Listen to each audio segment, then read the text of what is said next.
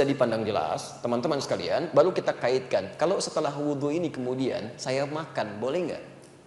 Ini persoalannya. Apakah membatalkan atau tidak? Nah, sesuatu yang membatalkan wudhu tidak berhenti sampai sini. Ayatnya diteruskan. Ayatnya diteruskan. Jika Anda ingin pergi untuk buang hajat, misal, ya, mohon maaf, keluar dari ya tempat-tempat yang normal dianggap bermasalah, ya. Misal dari tempat-tempat keluarnya, apakah buang air kecil, buang air besar, keluar angin dan sebagainya, bahasa Qurannya sopan sekali. Jika Anda pergi ke toilet, ke tempat untuk buang hajat, itu bisa menghadirkan segala jenisnya, itu pasti membatalkan wudhu. Aula mastumun nisa, atau sengaja bersentuhan langsung, ya, sengaja, ada niat kesengajaan. Beda antara lamasa, massa dengan lamasa, itu lain. Awas, Anda mesti hati-hati ya.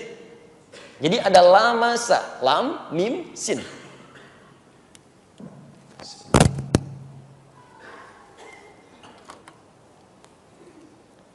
Baik, tolong menyesuaikan sekiranya tidak terlihat, nanti coba digambarkan saja ya. Insya Allah saya tidak hapus. Pertama ada lamasa gini, lamasa. Ini. Kalimat kedua ada lamasa. Dan kalimat ketiga ada massa. Massat humul ba'sa wa dharra. Ya. Ini misal kita temukan di Qur'annya tadi, Quran surah ke-5 ayat yang ke-6. Yang ini kita temukan di Quran surah ke-2 ayat 214, posisi paling kanan sebelah bawah. Ini satu akar dengan ini. Cuma bedanya, kalau yang ini lamasa itu sentuhan langsung. Ya, bisa kulit dengan kulit, bisa pakaian misalnya dengan pakaian yang lainnya.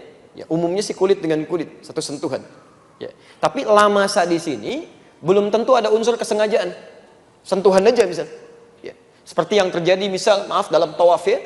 Tawaf kan kemudian Anda berputar-putar dalam situasi yang padat, tiba-tiba ada gesekan dan sebagainya, ada sentuhan, itu lamasa namanya. Jelas di sini? Tapi kalau lamasa, ini emang udah niat nyentuh. Sudah berniat menyentuh, sengaja ada sentuhan di sini. Aula mastumun nisa, atau sengaja punya niat menyentuh pasangannya. Sehingga dengan ada niat ini, kesengajaan, ada hasrat tumbuh dalam jiwanya. Kalau sudah ada hasrat semacam ini, maka itu berpengaruh pada wudunya, batal wudunya. Jelas ya?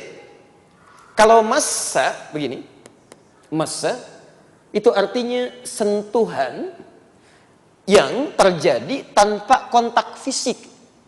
Tanpa kontak fisik. Ya, misal, Anda melihat sesuatu tayangan di televisi yang mengharukan, tiba-tiba hati tersentuh, kemudian tiba-tiba menangis, ya? Baik, itu massa namanya. Ada orang yang diuji dengan musibah, menyentuh pada jiwanya. Ada langsung pada dirinya, ada pada orang lain. Kita lihat saudara kita di Aleppo, di Rohingya, diuji, tiba-tiba kita menangis, kita bersedih, kita berdoa, itu massa, sentuhan. Ada pada orang lain, ada pada diri kita. Tapi ini pun bisa masuk pada konteks yang negatif. Ada orang melihat misalnya tayangan yang tidak boleh dilihat, gambar-gambar yang tidak tepat, atau membayangkan sesuatu sehingga muncul sentuhan pada jiwanya yang bisa membatalkan wudunya. Jelas di sini? Nah, kalau terjadi hal-hal semacam ini, maka itu mutlak, batal wudunya. Diulang. Jelas ya? Kalau batalnya dalam hal-hal yang dibenarkan, maka tidak ada dosa baginya. Cuman batal saja dia mengulang wudu. Tapi kalau batalnya diakibatkan oleh maksiat, maka selain batal dia pun berdosa dan dia harus bertobat pada Allah Subhanahu wa taala dari dosanya. Jelas di sini? Baik, hati-hati, kadang-kadang saya pernah temukan orang-orang iseng. Ya, ada pertemuan misalnya reuni, ada kumpul macam-macam, laki-laki perempuan berwudu ditungguin, ayo sini, ayo sini, ayo sini gitu kan. Tiba-tiba keluar pegang gitu, itu enggak boleh. Ya, yang dipegangnya enggak batal karena dia enggak berniat. Cuman yang megangnya dia berdosa. Dia berdosa, dia.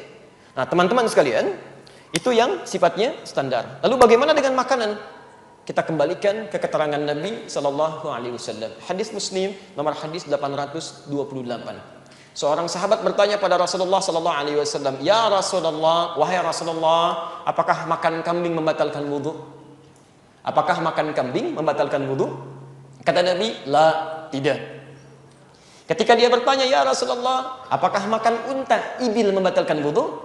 Kata Nabi, na'am, falyatawadda idza akala al-ibil. Ya, maka berwudulah ketika Anda memakan unta. Dari sini orang-orang yang tekstual menyimpulkan bahwa dalam konteks ini hanya unta Di Arab yang tekstual, teksnya begitu, dipahami begitu. Hanya unta yang kalau dimakan, maka itu yang membatalkan wudhu, kemudian dia berwudhu kembali. Sedangkan makanan selain unta, itu diperkenankan, gak ada masalah. Nah, yang kontekstual, bukan melihat untanya, tapi melihat pada jenis makanannya. Di Arab itu, kalau Anda urutkan makanan-makanan misalnya, dari daging yang paling standar, orang Arab makan kambing biasa. Sampingnya ada zaitun, ada salatah, ada macam-macam. Ya, baunya bisa cepat hilang, normal biasa. Dan kambing di Arab dengan kambing di kita beda. Baunya lebih bau kambing di sini. Karena makanannya lain.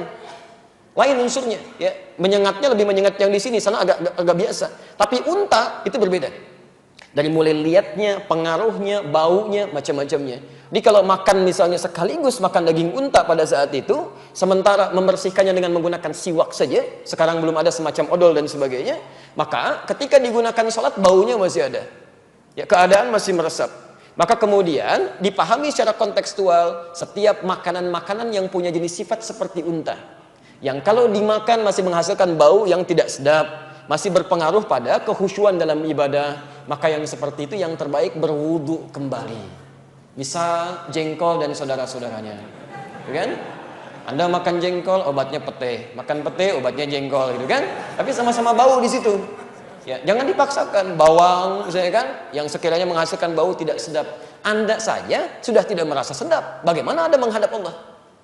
Anda pribadi merasa tidak sedap, berbicara dengan orang lain merasa tidak nyaman. Masa mau berbicara dengan Allah dalam konteks sholat? Halo, jelas? Allahu a'lam bishawab.